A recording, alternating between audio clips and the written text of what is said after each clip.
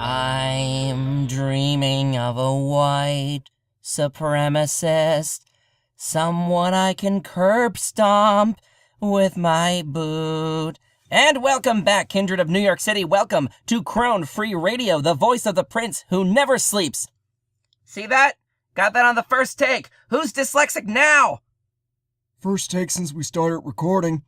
I'm your Sheriff Supreme, Devon, saying a special hello to those of you joining us from South America after the Catholic Purge, and those of you who survived Krampusnacht.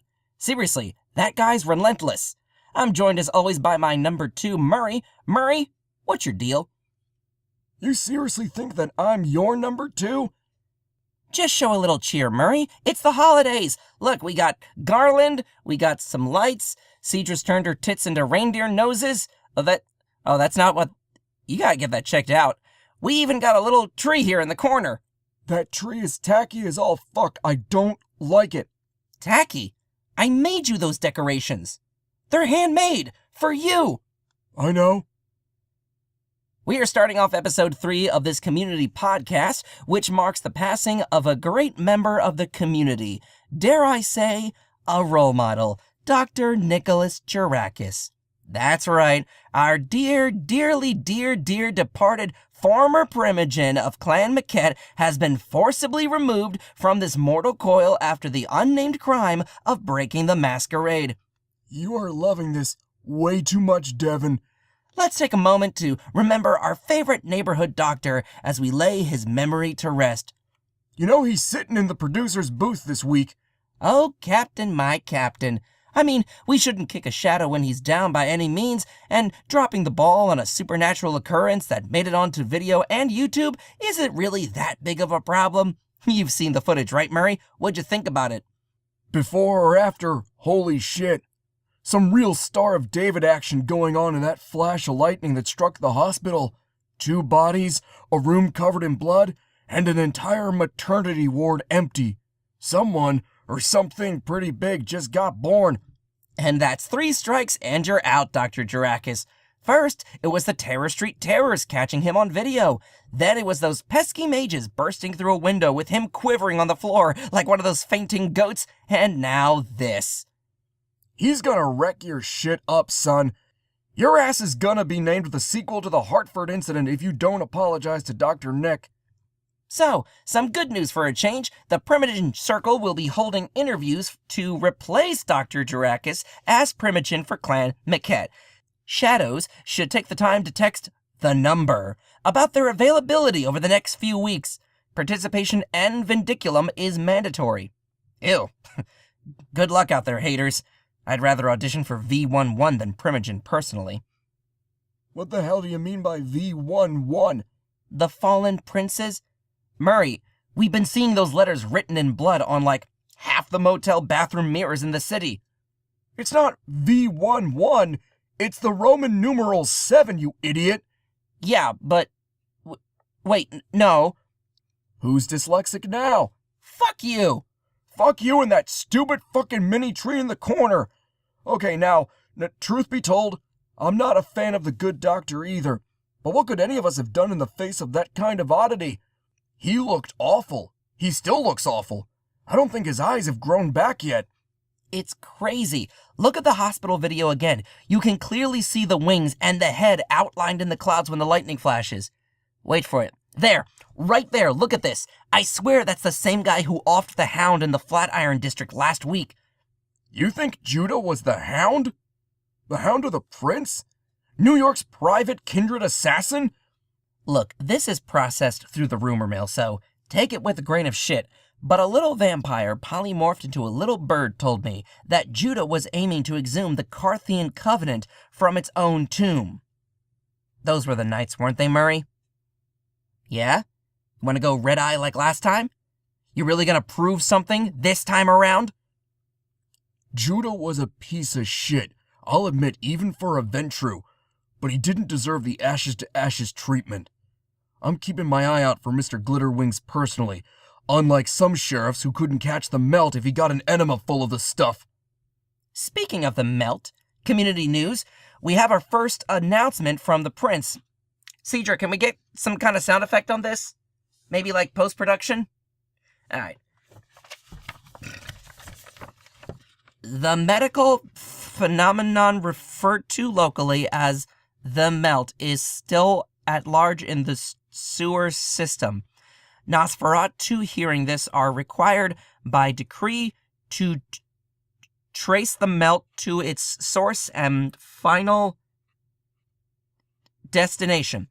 So, easy put, don't let it crawl into the Hudson River or gather en masse on the eastern shore of New Jersey. Try capturing or negotiating with it. Ugh, I can't fucking stand that stuff. The way it lurches up walls. The smell. Yeah, like freshly brined ass soaked in vinegar. The voices. Yeah, the what? The voices coming from the melt. The ones that chant in unison, "The door is closing, the fleshless walk the earth once more." It's been playing on repeat every night I awaken. That's probably not the melt, Murray. The melt doesn't talk. It's a blob. It can't talk. Huh. Okay, never mind then. And now for Sheriff Devon's corner for dealing with wintry clothes. As most of us know, the kind feel cold almost every day. And given how harsh the winter is this year, they're more likely than ever to double up on jackets, scarves, and full head covering hoodies. Now, while this limits their peripheral vision and makes them more vulnerable to side attacking, this leaves Kindred fumbling with a mouthful of wool half the time, and who's got the time to floss these days? So, how do you get them to show their necks in today's weather? You gonna continue that thought? You know, I thought I was originally going to ask you, and then I thought I'd be able to wing it, but that turned out to be bullshit. Okay, I have no idea. Every day I wonder how you keep your job, Devon. Don't even start with me. It's a legitimate concern. The whole city is going LED, and it's impossible to stalk anyone. Indoors are out these days. Not to mention, half the indoor lights are on the goddamn UV spectrum. I was in this chick's basement apartment. 1 a.m., and she swivels this desk lamp away from her cactus. Bam! Second-degree burns all over my face. They're starting to put UV lights in phones now, Murray. What the fuck? Why are none of our people in Silicon Valley doing anything about this? Most likely hunter conspiracies. They're all over Silicon Valley. Dude, I miss the days of yellow fluorescent lights. Oh my god, yeah, with the flickering and the humming. Classic stuff. They'd go out and give you just enough time to appear in a hallway and then blink away. Ooh, what was that? Oh god, those were the good times. You know what else I miss? When throwing a car at somebody meant something. What are you talking about? In the old days, cars used to be made of this new stuff, Devon. Maybe you heard of it. Metal? You swung a truck at somebody, and you swung the whole truck. It just stayed in one piece. It made a statement. Rip off the door, and suddenly you got 2 sheets of metal between you and some sniper-happy hunter. Junkyard fights were the shit.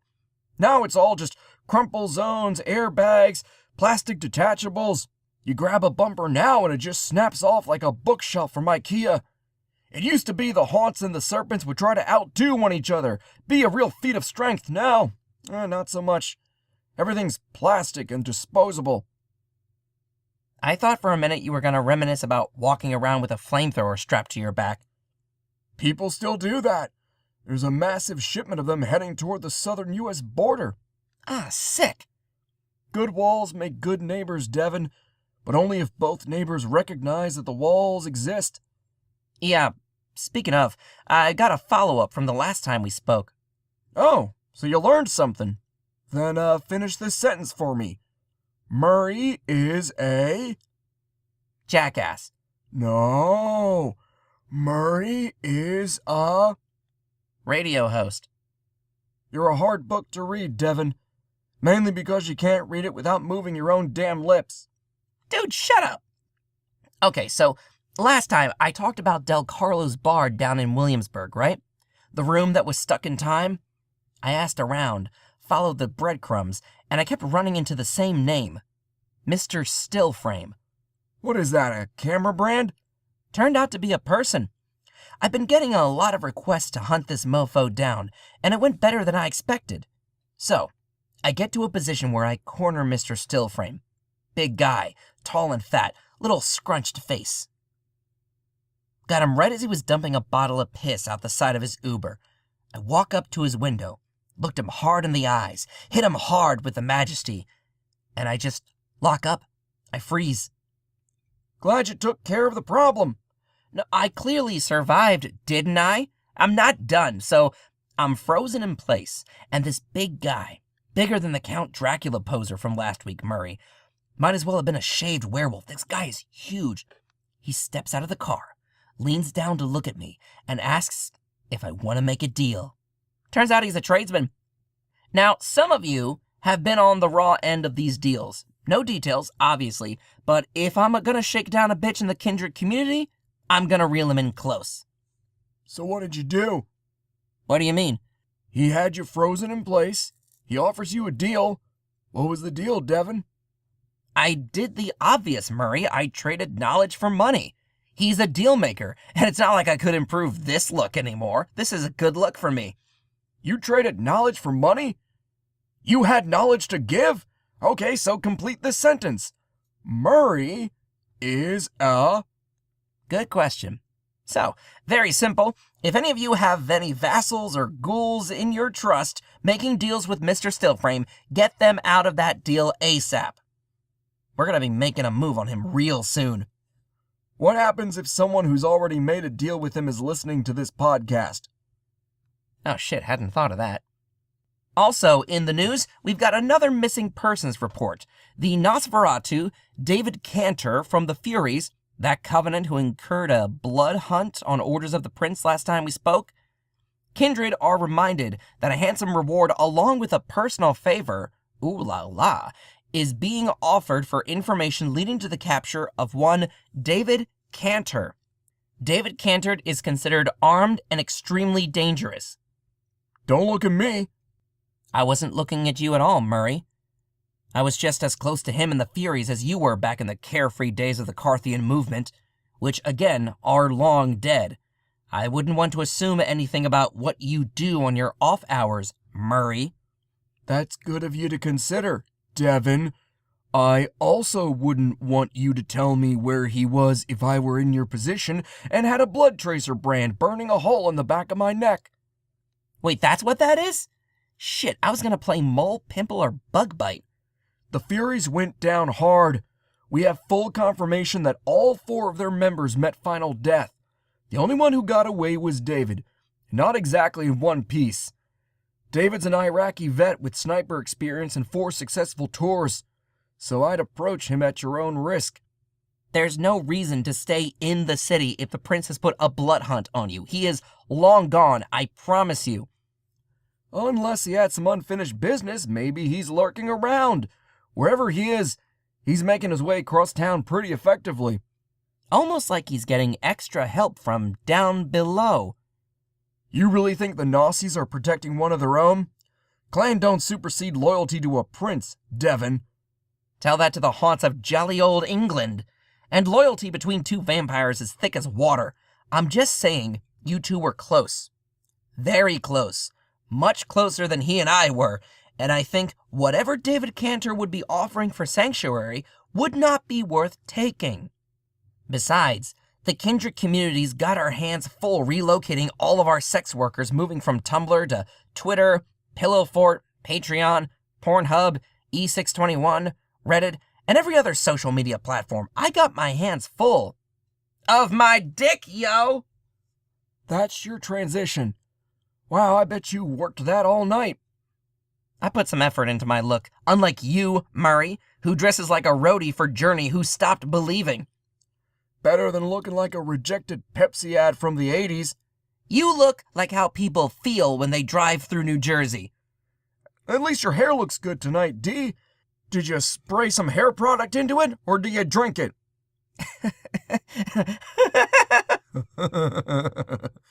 That was fun. It's the holiday season, so it's only appropriate now that Murray give us a little history on the meaning and origins of Christmas. Christmas was stolen from the pagans. That's pretty tame for you, Murray. Normally, you don't stop screaming about capitalism until halfway through January. I thought for sure you'd have a rant ready about the newest Grinch movie. Nah, not even. Molly Shannon's a doll in anything that she does. No, not the Jim Carrey Grinch. There's a newer one. Fucking why? Watch it. You got a little red in your eyes there, buddy. Holidays are rough, Devon. Lost loved ones are always missed the hardest this time of year. Always around the holidays. Every Christmas is someone's first Christmas without so-and-so in their lives. Grief is smart, and it always lies in wait, Devon. The void grows hungry, unfeeling but clawing. Grief lies undying in its sleep, waiting for a song or a smell to awaken once again. This season I don't want gifts. I don't want things. I want to be Christ-like and sleep among the animals. Learn to speak with the animals. Then control the animals. Send them out to spread holiday cheer and a festive frenzy. And I want that goddamn plastic Christmas tree taken out of the recording studio. I told you, it's tacky. If you don't get rid of it, I'm having it and all the other trash in this room taken away permanently. Brought to you by the Circle of the Crone. And takeaway. Do I gotta read this? Nah. What is this, some kind of a new delivery app? No, it's quite the opposite, really. You press the button, point when the guy shows up, and he takes away whatever you want. Hey, so, since it's the holidays, Murray, did you want to do a Pollyanna this year? Sure, I'll eat anyone, Polly or Anna. I don't give a shit. Well, to help ring in the new year and celebrate the winter holidays, the Prince is hosting Elysium Wednesday, December 26th at Rock Bar NYC on Christopher Street. The city's seneschal is going to be dressed up as everyone's favorite anti-Semite, Santa Claus. The seneschal will be taking requests for blood duels and territory disputes. Also, attendees are requested to bring tribute and something for the potluck. Sweet. I'll bring Polly, you bring Anna. So, happy holidays from all of us. Murray, come on, put your goddamn phone away. We're almost done. Just checking in on my apps. I ordered something a little bit ago. Want to make sure that it arrives on time. Well, we here at Free Crone Radio, our production team, and all the other things that go bump in the night wish you and your loved ones season's greetings for the holidays. Season's greetings to you and your family. Season's greetings coming to your mother, no matter where she runs. Season's greetings healing from the buckshot, watching you from afar, learning your driving patterns. Season's greetings appearing one cold, still night on your porch in a basket. Season's greetings chittering in the corner of the living room, screeching when brought near the fire. Season's greetings growing old quickly by eating the runt of the litter. Season's greetings building a nest in the basement from animal hair and bone. Season's greetings whispering the names of your nightmares into your sleeping ear. Season's greetings to your downstairs neighbor's dog, who barked too loud. Season's greetings growing in numbers, cutting the power one dark, still night, the same night you can't find your phone. Season's greetings clawing up the steps behind you, walking in sync in total silence behind you, breathing heavily behind you in anticipation. Season's greetings to all your friends and neighbors. Season's greetings waiting patiently in the hallway outside the bathroom, listening to you pant and reload in futility. Season's greetings sitting on the porch roof just outside the second-story bedroom window. Season's greetings spreading across the nation, across the world, devouring, growing, glut on blood but still hungry. And happy Hanukkah to our Jewish friends. And that does it for us. Did you hear a knock? Oh shit, I forgot to say something about Kwanzaa this year, didn't I? That's not who's at the door, Devon. What? Did you get me carolers? Dude, did you get me carolers this year? Why are you smiling? Murray, why are you smiling? What did you do? Who the fuck is this? Oh, interesting, it's really you. I knew you'd come if I just believed hard enough. Or used the app. My little friend with the gray skin and the horns warned me about you. I think the hazmat suit's a bit much, but it makes a statement. Couple of things I need taken away, buddy. He's with you? What does he want? It's you, isn't it? Take off that animal mask, Cantor. You're under arrest by order of the prince. That's not David. Take off the mask, or I'll rip it off along with everything beneath it. I don't think that's a mask, Devon. Murray, don't you dare point to me. Don't you fucking dare. I crawled back from the place of thorns and dreams. I will do it again. Happy holidays to everyone listening. I will get you back for this, you backstabbing cunt. Don't you come any closer, motherfucker. You're so overdramatic. Just let this happen. He's taking the Christmas tree. Oh, Murray, what the hell? He's taking my Christmas tree. I told you it was tacky. Now give me that axe. We're gonna go out into the woods tonight, Devon. We're heading down some chimneys to check in on an old friend. Oh, dude, I had no idea. We're gonna go out and chop down a real Christmas tree? Oh, thank you. Sure. I never got to do this when I was alive. Oh my God, my dad said it was gay. Thank you so much, Murray. Season's greetings, or whatever.